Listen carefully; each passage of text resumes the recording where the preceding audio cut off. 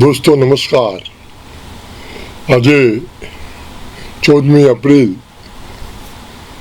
Doctor Baba Saheb Ambedkar की जन्म जयंती समग्र देश माटे दुनिया माटे આજનો દિવસ આનંદનો દિવસ છે।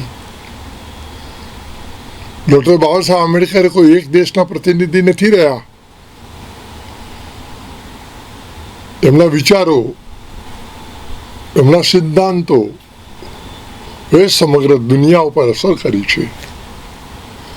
એવા આપણા ડોક્ટર બાબા સાહેબ આંબેડકરની જન્મજયંતિ આજે આપણે સૌ સમગ્ર હિન્દુસ્તાન અને દુનિયાના દેશોમાં જ્યાં જ્યાં ભારતીયો વસ્યા છે તેની ઉજવણી ભવ્યતાથી થઈ રહી છે। અને એનું એક મુખ્ય કારણ એ પણ છે, બાબા સાહેબ આપણા સૌના વડીલ હતા, આપણા સૌના ગુરુ હતા, અને એમને વિશ્વ પિતામાં કહીએ તો કંઈ ખોટું નથી। એમની ખાસ વિશેષતા હું કહું તો બંધારણમાં 3 ઉદ્દેશ્ય જે આપ્યા છે એ એમની એક વિશેષતા હતી।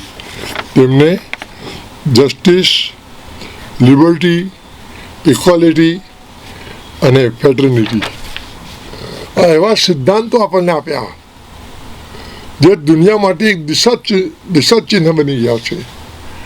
આ તો હોવું જ જોઈએ। આ અધિકાર, આ રીત તો દેશના નાગરિકોને મળવી જ જોઈએ।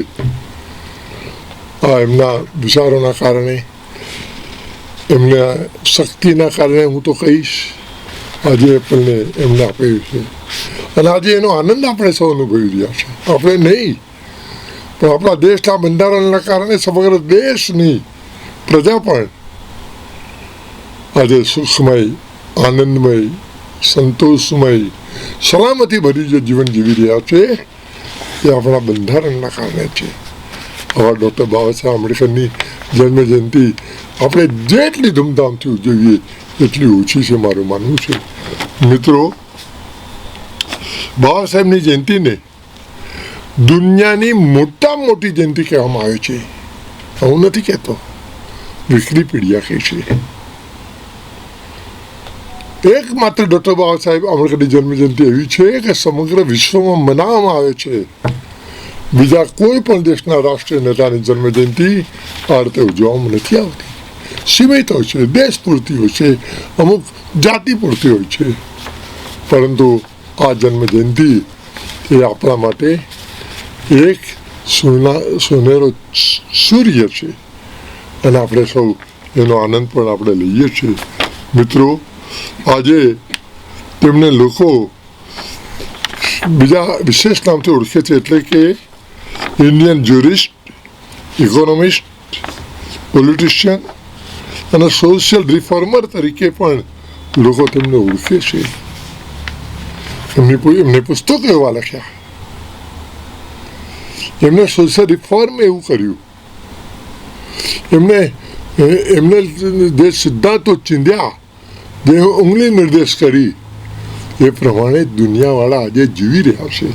આપણે તો જીવીએ જ છીએ, પણ એ વિચારો દુનિયાએ પણ સ્વીકાર્યા છે, અને ત્યારે એમને આજે દુનિયાના નેતા તરીકે લોક યાદ કરે છે, લોક સ્મરણ કરે છે, લોક સન્માન આપે છે, અને જ્યાં જો ત્યાં એમનું બાવલું, વિશિષ્ટ બાવલું, કાં તો આંગળી ચીંધતો, કાં તો એક હાથમાં પુસ્તકો લઈને ઊભા હોય, કે પુસ્તક પ્રેમી હતા।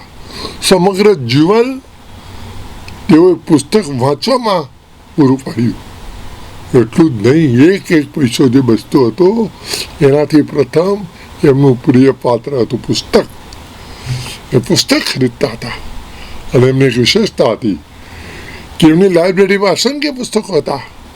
ઘણા મિત્રો લેવા એમની પાસે આવતા એમ જ કહેતા હતા, હું તમને નહીં આપું, તમે મારા ત્યાં બેસીને વાંચો, અભ્યાસ કરો, જુઓ, પણ એ પુસ્તક પોતાના જીવ કરતાં પણ વહાલું ગણતા હતા। મિત્રો, એવા આપણા ડૉક્ટર બાબા સાહેબ આંબેડકર આજે આપણે એમને ઠેર ઠેર આપણે એમના દિવસો, જન્મદિવસને આપણે ઉજવી રહ્યા છે। આપણે સૌ બાબા સાહેબ આંબેડકરને બોલાવીએ તો શું કહીએ છીએ? બાબા સાહેબ, મરાઠીમાં બાબા સાહેબ। બાબા સાહેબનો મતલબ એ છે કે આપણા પિતા તુલ્ય, આપણા પાલનહાર, આપણા માર્ગદર્શક, આપણા માટે ચિંતા કરનાર, આપણા ઉત્થાન માટે પરિશ્રમ કરનાર એવા ડૉક્ટર બાબા સાહેબ આંબેડકરની આ જન્મજયંતિ છે. પણ મિત્રો, મારે બીજું દુઃખ સાથે પણ એ કહેવું છે, ક્ષમા કરજો, ફક્ત 14મી એપ્રિલે આપણે ડૉક્ટર બાબા સાહેબ આંબેડકરને યાદ કરીએ અને 14મી એપ્રિલના દિવસે જય ભીમ જય ભીમ જય ભીમના નારા લગાડીએ, એ પૂરતું છે? એ પૂરતું છે? દુનિયા ક્યાંથી ક્યાં પહોંચી ગઈ, દુનિયા ક્યાંથી ક્યાં નીકળી ગઈ છે. દુનિયાના દેશોમાં લોકો ડંકો વગાડી રહ્યા છે. બાબા સાહેબની ઈચ્છા પણ એ જ હતી કે દલિત સમાજ, पिछड़ो समाज, वंचित समाज ये पण दुनियाની હરોળમાં આવે, લોકોની સાથે કદમથી કદમ મિલાવે અને એ પાછળ ના રહી જાય, એ એમનો મેઇન ઉદ્દેશ્ય હતો. પરંતુ જેમના જે ઉદ્દેશ્યો હતા એ આપણે પાર પાડ્યા છે. એમના 3 સૂત્ર તમે સૌ જાણો છો, હું નથી કહેતો. શિક્ષિત બનો, સંગઠિત બનો ને સંઘર્ષ કરો. શું આપણે સૌ શિક્ષિત બન્યા છીએ? શિક્ષિત બનવાનો પ્રયત્ન કર્યો છે? 2-5% લોકો શિક્ષિત બને છે. જે ભણેલા ગણેલા છે તેઓએ પોતાના બાળકોને ભણાવવાનો પ્રયત્ન કરે છે. બાકી જે મજદૂરી કરે છે, મજદૂરી સમાજ છે, એના બાળકોને ભણાવવા એમને અઘરા છે. પણ છતાં સરકારશ્રી દ્વારા ચાલતી સંસ્થાઓમાં આપણે આપણા બાળકોને ભણાવી શકીએ છીએ, એને મોકલી શકીએ છીએ, એના પ્રત્યે ધ્યાન રાખી શકીએ છીએ. પરંતુ આપણા બાળકો પ્રત્યે જે આપણું ધ્યાન હોવું જોઈએ એ રહ્યું નથી. અને પરિણામે શિક્ષણથી આપણા જ સમાજમાં બે ભાગ પડતા જાય છે. એક અતિ શ્રેષ્ઠ અને બીજા નિમ્ન.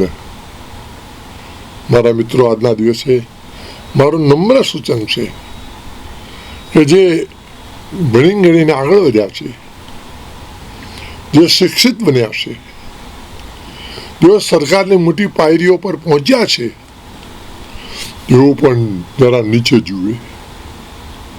જે સુખી સંપન્ન થયા છે તેઓ પણ સમાજ પ્રત્યે નજર રાખે અને કંઈક કરી છૂટવાની ભાવના સાથે તેઓ પોતાનું જીવન જીવે.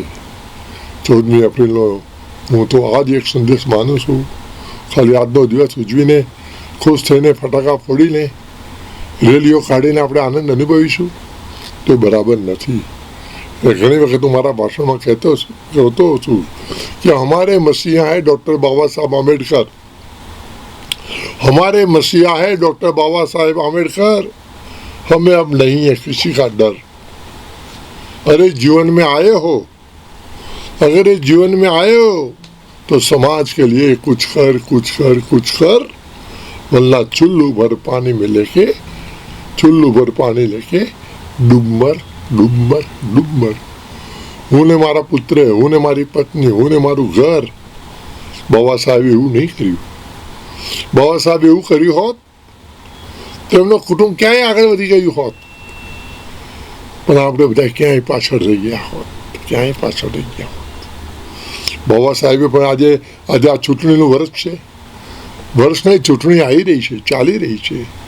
ટૂંક સમયમાં ગુજરાતમાં પણ ફોર્મ ભરાશે ને સમગ્ર હિન્દુસ્તાનની લોકસભાની ચૂંટણી થશે. આ કોના આધારે થશે? ડૉક્ટર બાબા સાહેબ આંબેડકરના બંધારણના આધારે થશે. હા, આ પ્રતિનિધિ છૂટવાની સત્તા ડૉક્ટર બાબા સાહેબ આંબેડકરે આપી છે. આ દેશના નેતૃત્વ કોને સોંપવું એનો નિર્ણય કરવાની સામાન્ય માણસને સત્તા ડૉક્ટર બાબા સાહેબ આંબેડકરે મતદાન દ્વારા આપી છે. સામાન્ય માણસનો પણ નિર્ણય આમાં ગણાશે. એનો મત એ લાખ કરોડ એની કોઈ કિંમત જ નાખી શકાય. આપ સૌ જાણો છો, ભારતીય જનતા પાર્ટીની સરકાર માનીય અટલ બિહારી વાજપેયીજી લોકસભામાં સંસદ સભ્યોના એક મતથી હારી ગયા હતા અને સરકાર ગઈ હતી.